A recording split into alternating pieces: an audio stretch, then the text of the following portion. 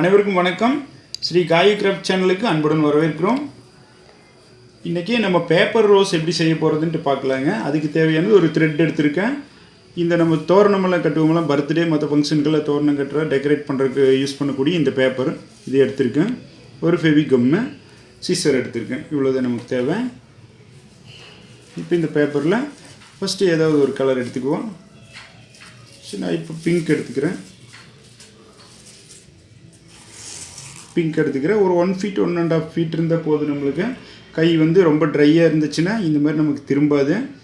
அப்படி ட்ரையாக இருந்துச்சுன்னா லைட்டாக ஈரம் பண்ணிக்கோங்க. இப்படி நமக்கு சுருண்டு வரும்.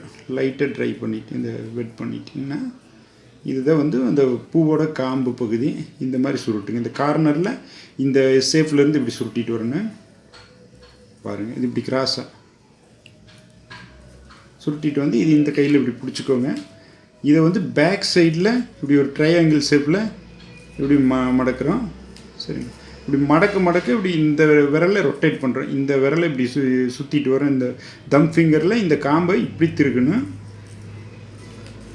வர்றப்போ இந்த ட்ரையாங்கிள் இந்த எட்ஜு முடிகிற இடத்துல திரும்பவும் ஒரு ஃபோல்ட் பண்ணுறோம் பேக் சைடு. அடுத்து இந்த ட்ரையாங்கிள் வந்துருச்சு. அடுத்தது இது முடிகிற இடத்துல அடுத்து ஒரு ஃபோல்ட் பண்ணுவோம். அடுத்து இது முடிகிற இடத்துல ஒரு ஃபோல்ட் பண்ணுவோம். இப்படி திரும்ப அப்படியே பண்ணிட்டு வரோங்க. இது முடிகிற இடத்துல இப்படி பேக் சைடு ஒரு ஃபோல்டு.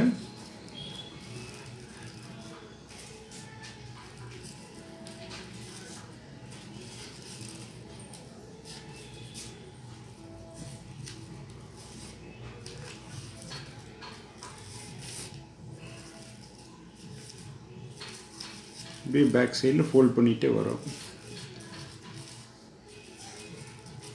இந்த முடிகிற இடத்த இப்படி கீழே பிடிச்சிக்கிறோம். இந்த த்ரெட் எடுத்து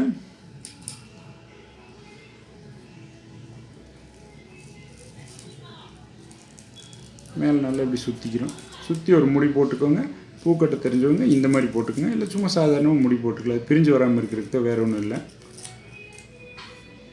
கம் போட்டு ஒட்டிக்கலாம். அடுத்து க்ரீன் கலர் ஷீட் எடுத்துக்கிறோம்.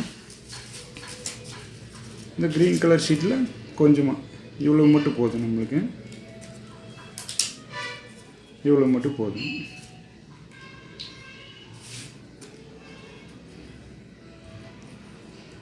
இவ்வளோ போட்டுக்கிறோம்.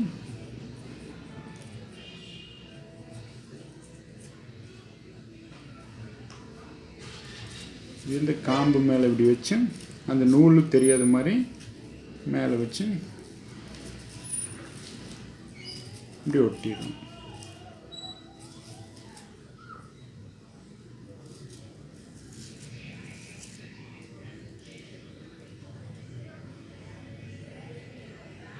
பேப்பர் ரோஸ் இதை வச்சு நம்ம கூட இன்னொரு ஒரிஜினல் லீஃப் வச்சோம்னா நேச்சுரல் ஃப்ளவர் மாதிரி இருக்கும்.